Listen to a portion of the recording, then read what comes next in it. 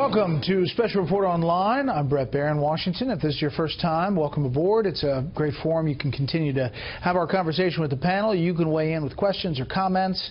If you don't see them right away, don't worry. Producers are putting them in as fast as we can. We have a great panel. Michael Crowley, Senior Foreign Affairs Correspondent for Politico. Molly Hemingway, Senior Editor at The Federalist. And syndicated columnist Charles Krauthammer. Ran out of time in both panels because we tried to squeeze a lot in. But Molly, on that first panel about transgender and the decision, you had some other thoughts.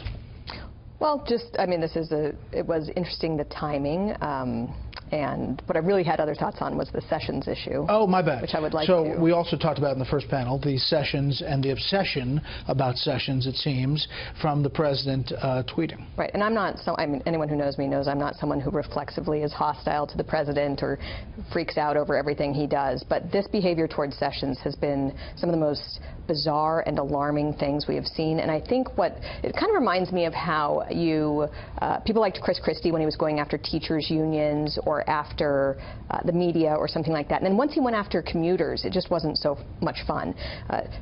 Everyone knows when you're camping and you have to take care of business, you take care of it outside of the tent. When you're doing it inside the tent, it makes people extremely nervous and anxious. And if conservatives like Jeff Sessions are not welcome in Trump's administration, that's a pretty huge chunk he's getting rid of.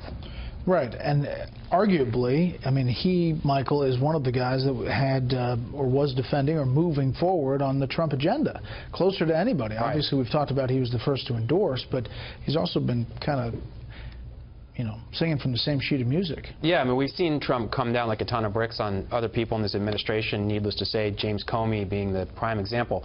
But those cases there wasn't an ideological component like we have with Sessions.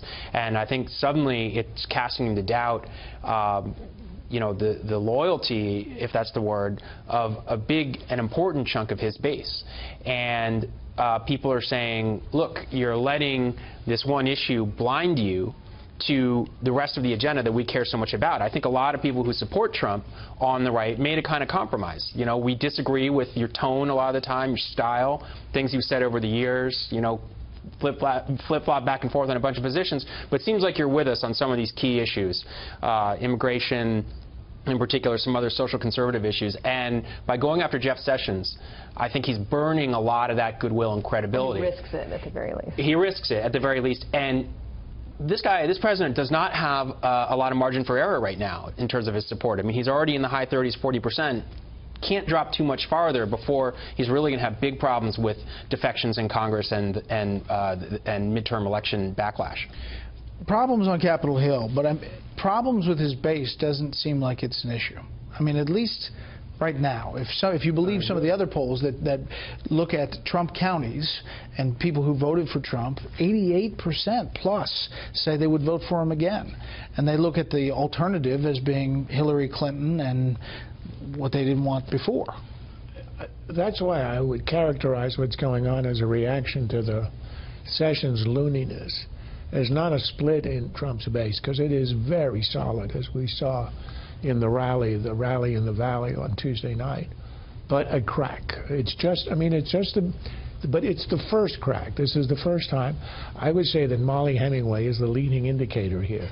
That if Molly is telling you this does not seem right, and it raises a lot of questions, you see it among other people, conservatives who supported Trump one way or the other, reluctantly for whatever reason, in the binary choice, particularly with Hillary Clinton, and who support his agenda and who have a lot of sympathy with his base, with the people who supported him, nonetheless saying this is craziness.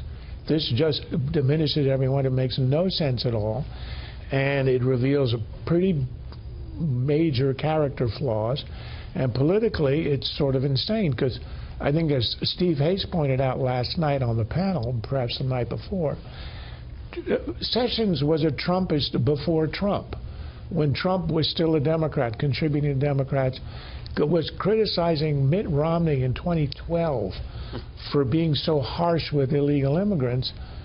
Sessions comes along, and he's pretty tough on immigration. He's really tough on trade. And Trump, he becomes the first senator to endorse him, the first member of the establishment. And that gave Trump a lot of ideological credibility. He adopted a lot of his positions. And to jettison the Attorney General, Sessions, after all that, is a way to bring up how sincere was the conversion that Trump had attested to when he ran. And that's why I think the Molly, if I may, the Mollys of the world are saying, what does this tell us about Trump? Or am I over-interpreting? Well, I actually think that for many people who supported Trump, it was exactly like Michael was talking about. They understood that this was the best course of action for them, that this was in fact maybe their only course of action. Right. But loyalty is a huge issue for these people, and I think they understand why Donald Trump is angry at Sessions. They share that anger. They think that Sessions should have not recused himself, or that he should have told Trump if he wasn't going to be able to perform the duties of his job. So they totally get the anger. They just don't like the manner in which this is going about, that this is disrespectful against precisely the type of person you shouldn't be disrespectful. This is not an enemy. I guess I was just trying to be a devil's advocate in the show and say, you know, most times when something happens, it is not the plotting, media manipulating strategy that's behind it. But if you look at Democrats now praising Sessions, if you look at he's going to come out in a couple days and say this is where the leak investigations are, and if you look, and if suddenly he brings into an investigation about Hillary Clinton, that's going to be painful for Democrats who are now have come back out and said Sessions is such a great guy. Well, they'll do jiu-jitsu. They'll end up on the other side. This is a, you know, classic case of situational ethics. But I mean, I know it doesn't. I don't get upset because it's like the sun rising in the east. I think it's also reminiscent of Comey. You know, a year ago, Democrats were saying Comey's got to go. This guy's a disgrace. And when Trump fires him, it's a very different tune. This is an honorable public servant. And, you know, the context is very different, but it is very situational. I think once on the show I called it a festival of hypocrisy, and another time I called it a orgy of hypocrisy, which I thought was sort of a more accurate term. Yeah, it's cable. Matt Ruff says, I voted for Trump, but I wish he would quit 50% of his tweets. But I know some of his core base, and they haven't moved a bit. I agree they haven't moved a bit. Why would they? This is the thing that I think is funny. Here in D.C., everybody says, with some surprise, oh, he still has his base. Of course he still has his base. He did the ultimate thing that he needed to do on Election Day, which was simply win and keep the country from having Hillary Clinton as president. He's had excellent nominations from the standpoint of a conservative voter. He got everybody out of the Paris Accord, which was something that I don't think people even had dreamed to hope of under a Republican president. And he's got an attorney general who's cracking down on illegal immigration, and Trump is punching him in the face. Sure, but I'm just saying, when you think about the actual world that people live in and what they are, I just don't see why people think that they would be upset with Trump. They have been familiar with Trump since the 80s. They know this is the way he behaves. They know this is the way he talks. They don't seem to wake up every day as surprised as everyone in the media does that he's going to tweet this way. I also think this gets overlooked when we talk about the story of the day in Washington. Unemployment is at 4.5% in this country. We're close to full employment. Stock market is going up and up. And at the end of the day, that is the best predictor for a president's success, and I think the best way to guess how people are going to feel about a president. And so that's a pretty nice body of water lifting him up right now. Right. But the fact that Sessions doesn't quit, the fact that he stays on board, doesn't that seem strange to anybody? Doesn't it seem like... It's strange except for the fact that it's the guy who gave up a safe seat in the Senate. Which they're saying they'll step aside for, and he can come back for if he wants to. Yeah, he could easily retake that seat, which would be the weirdest 2017 thing of all time, that he would win a special re-election for his own seat. And it is, you know, something that Mo Brooks came out today and said that he'd be willing to step aside so that Sessions could retake Terry it. in Maryland says, Charles, you should get down off of your high horse. People underestimate Trump, and they're sick of sophistry. They want results. It puts no damage to his base, all of this. Yes, well, most of my horses are high. I could go look for a pony maybe and ride that one into the show. Look, with Trump, it's no secret how I've felt about him. We were on together the night he announced, and you elicited from me some pretty choice comments. Yeah. Which elicited some rather choice... I learned to stop the follow-ups at 2. Early on. We changed the whole dynamic early on, to be fair. But no... I call it like I see it. That's right. That's right. So other people would like to know your your psychiatrist hat. Please humor us and play the psychiatrist. What's going through Trump's mind with this behavior towards Sessions? I made a pledge when I went in and met to journalism, leaving medicine, pledged to myself in early 80s that I would never pretend to have psychological insight from my training as a psychiatrist, and it's because I don't believe that it gives you any. It gives you a lot of insight in dealing with psychopathology, people who are truly ill, like schizophrenics. It doesn't give you any advantage in understanding normal, ordinary human interaction. So I think it's a false authority, and I never want to claim it. All right. So when I speak, I simply speak as a layman. Some people are having trouble with the video. Just refresh your server if you can hear us and you can't see us. Sometimes that happens. All right, back to the transgender issue. Let's play this soundbite on, this is from the Waltz Perry on transgender military. On this anniversary date of President Truman's historic desegregation of the military, that the president chose this day. If I thought there was more competency there, I would have thought they maybe have did that on purpose, but it was probably sheer bigotry that led them to that. We're going to spend $3.7 billion over the next 10 years on sex reassignment surgery as opposed to buying aircraft and body armor and the things that warfighters need to be successful in defending the nation. It's really just a priority issue. And that was the debate over this, the funding of the gender reassignment surgeries and the funding for it. That happened before this decision, what you saw on the House floor. It is true, Michael, today is the anniversary of Harry Truman desegregating the U.S. military. And transgender people see this as a civil rights issue. And how does it play politically? It's almost a base plus issue. It's kind of, it goes around. It has a different political trajectory. Yeah, this is a very cutting-edge civil rights issue.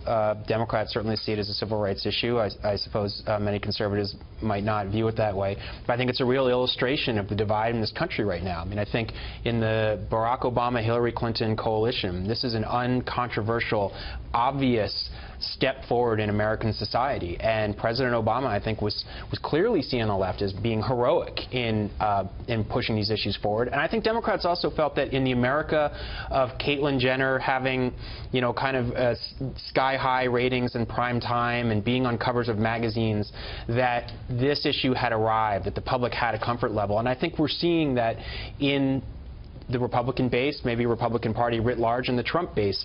I think that this issue came to symbolize a kind of hubris and overreach on the part of the sort of Obama-Clinton Democrats, and I think there are a lot of people who simply don't get it. I think it's happened too fast, and it's just not a very reconcilable position right now. You're talking about like the people in Michigan who told pollsters that they thought Hillary Clinton cared more about who was going to the bathroom in North Carolina than she thought about jobs. That's what you're talking about. I think the bathroom debate perfectly captures the cultural divide in this country right now. Yeah, absolutely. Saying something is happening too fast begs the question about whether it should happen at all. And there is a conflict of rights here. And there's really a question about just, you know, objective reality and the importance of sex, whether males and females are distinct and how they work together and how they work together to propagate the species. And we've had a lot of confusion. I think people don't like to talk about it because it's kind of, you know, it gets into tricky areas. But maleness and femaleness are very important, and our bodies are important, and these are things that the media have not done a good job talking about the trade-offs when you have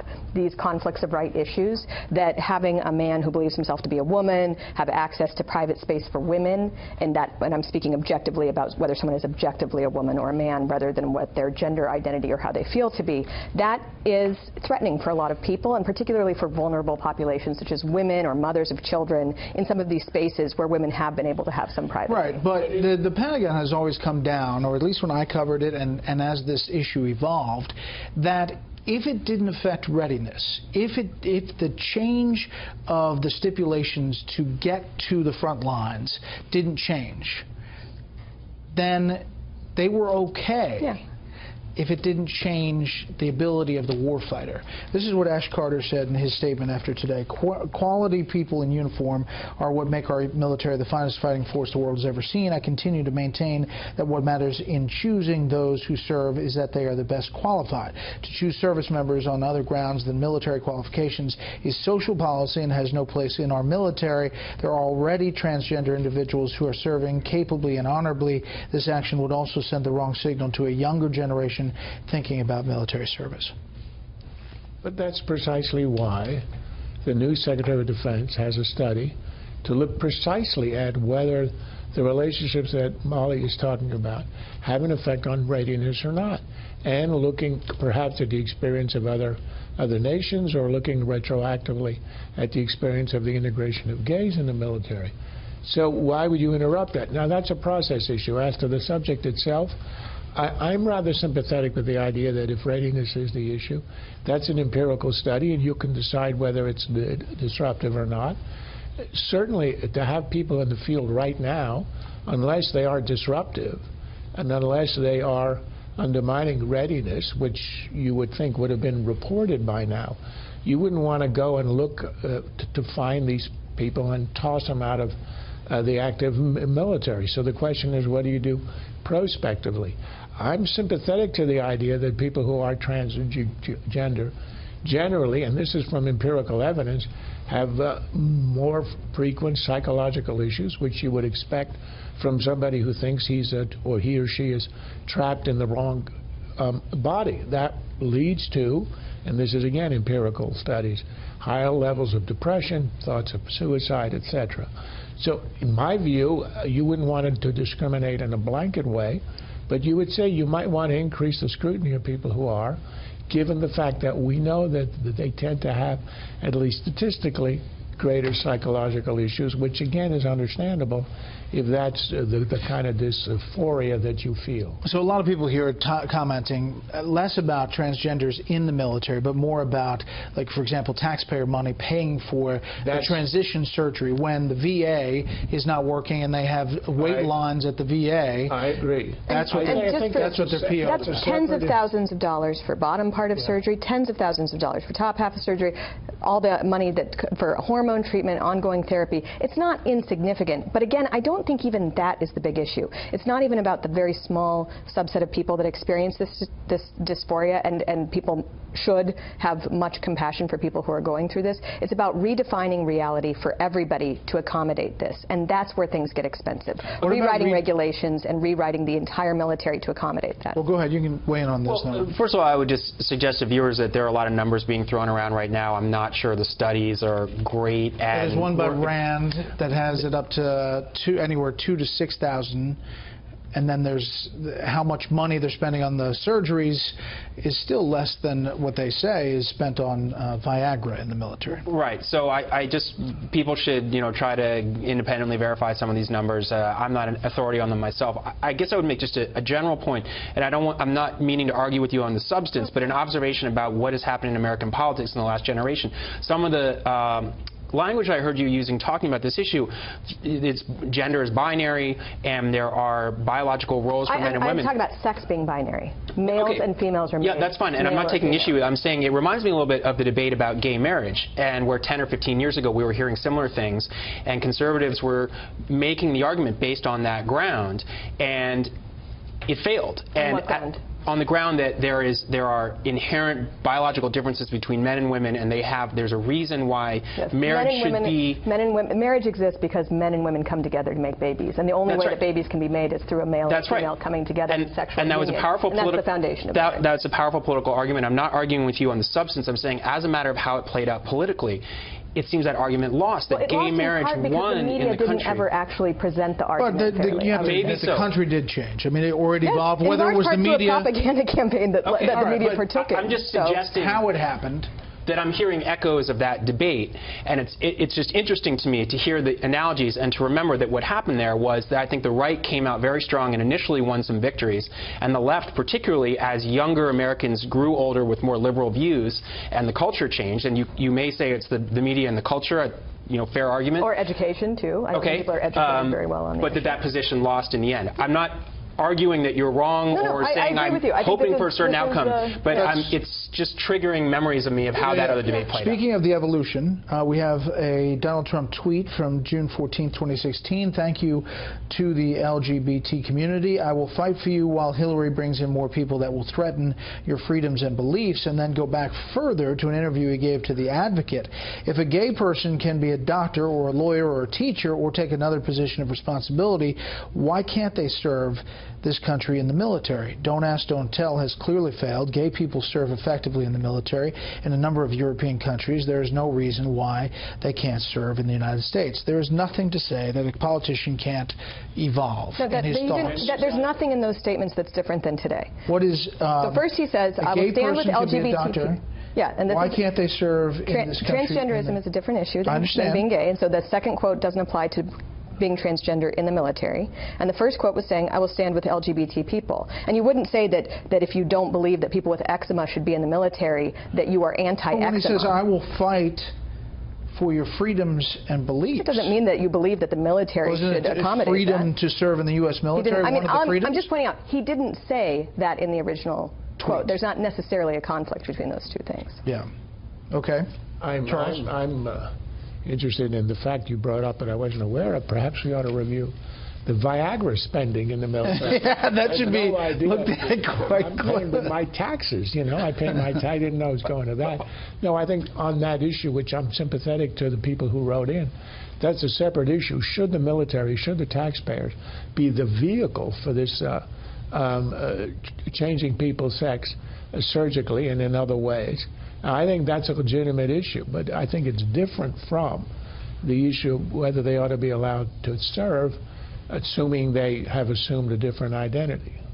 But here is what is interesting, is that he says that he made this in consultation with his generals and military experts. But there is an ongoing review that has not come to an end yet. That's what makes it weird. And Mattis said what he said on Capitol Hill, and then just last week on this House bill that was going to take funding away from transgender operations. No, it was, the amendment was added. No, I know. It was to add it. Right, to end it. It was going to add to the defense appropriations bill. I mean, I thought that the bill, I thought it was amended to support paying for. No. So it was amended to add to the defense authorization bill, and Republicans were trying to get this amendment in there that would take away the funding for the transgender operations, the surgeries. And they tried to get the Pentagon on board, and Mattis's people said, drop that amendment. We need to pass this defense authorization bill. And then they went to the White House, according to Politico, and made the wall thing an issue.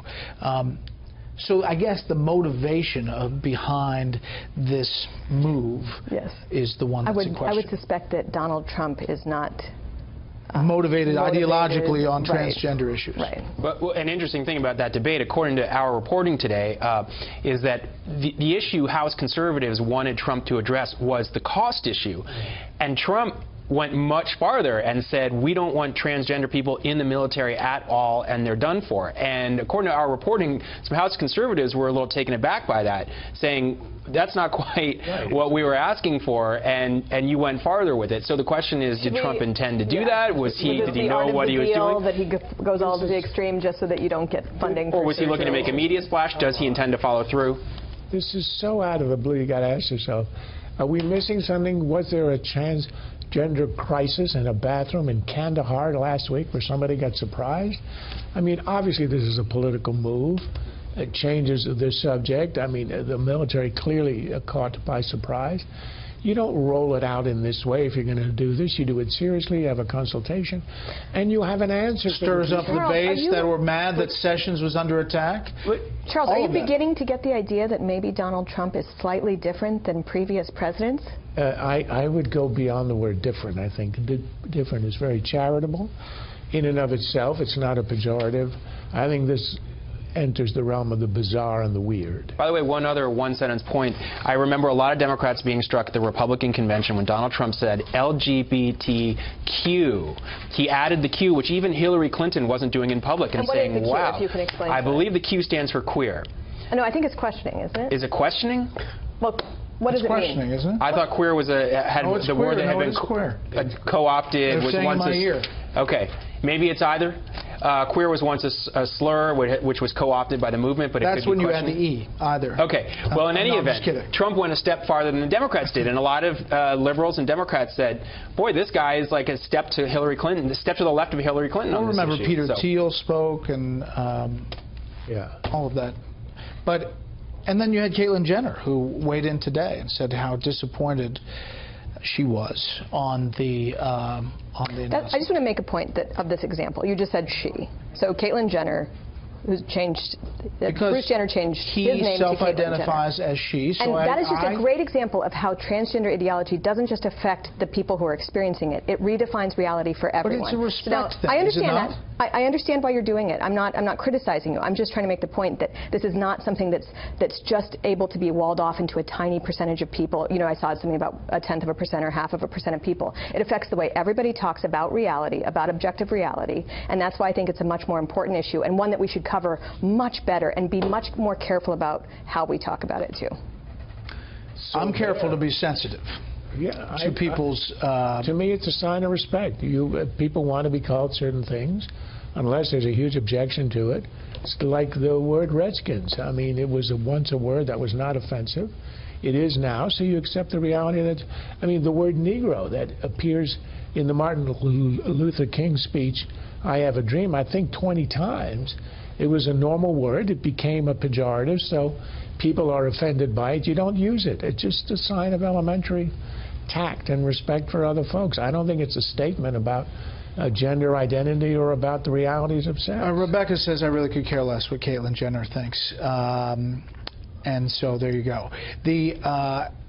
Oh, okay. And Murph says Brett sucks now, too. Okay, thank you, Murph. Appreciate that. It's good to have that's a good thing. I'm going to play one more soundbite and go down the row on health care. This is Manchin Portman. We have that? Oh. What? Oh. It's a health care call-up. This is about, as we get ready for the vote-a-rama, that will be the series of amendments that will rapid-fire deal with changing what they're dealing on the clean repeal bill and what Democrats and Republicans are thinking about. Take a listen. They just want anything to vote for so they can get it in conferees, and then everything goes by the wayside. We can't do that, and I think they understand that. If they'll just come to the understanding that you had a hard time getting to where you've even gotten to. You're trying everything else, and it's failing even with your own members voting against it. Let's work together. I don't know what skinny repeal is, so there's no indication of what would be in that bill. I just voted against repeal only, so I didn't just vote to repeal. Right, but I'm for repeal and replace, and we're continuing to work on replacement. So, the pitch from leadership is that let's just get it to the conference committee and then work it out there. It doesn't sound like it's selling up there. No, it's not, but the only way to go is going to be, it's either going to be skinny repeal or it's going to be another epic fail. I just want to make sure people understand that 6 senators lied when they said that they would repeal Obamacare, that they believed in repealing Obamacare. John McCain, Rob Portman, Dean Heller, Lamar Alexander, Shelley Moore Capito, Lisa Murkowski. They promised they would repeal Obamacare. They had an opportunity to do so today, and they didn't do it. Now, I do think this plan of actually just putting up different amendments and seeing what they can get through is sort of maybe the best that they can do. Just get the best bill they can. They obviously don't have a good coalition. They just have to do something. Brett, I would just say, I don't have much to add except that this is chaos, and it looks like Republicans are going to go home basically empty-handed for the August recess, except this very interesting Russia sanctions bill, if I can just slightly change the subject here, which is a real rebuke to President Trump, is going to tie his hands, is going to make it very difficult for him to cut any kind of deal with Vladimir Putin. And I think actually by next week possibly we may be talking about retaliatory steps they're taking in Moscow, because the Russians really seem to have run out of patience. They're very upset about this sanctions bill. They're very upset Trump hasn't been able to give them back those diplomatic compounds, and I think that could end up being the most consequential thing that Congress does. Yeah, and as Rich Edson reported tonight, the EU is now weighing in on all this. Twist on that. Russia influence. So a lot of people want to point out that Bruce Jenner is a man, and I should have said that at the beginning, but she identifies I understand as a that. It's in certain places you actually can face fines or sanctions from the government not here on Special Report Online. For not using the proper pronouns. So these are why these issues are conflict of rights issues and not just about advance of rights. Well, just make sure you call me doctor next time. Everybody needs to be addressed the way they want to be addressed. I totally agree. Would you agree? Okay. With that, a controversial Special Report Online. We appreciate you joining in, and we usually do it every Wednesday night, and maybe we'll have Caitlyn Jenner here next week. Control room, a little goodbye.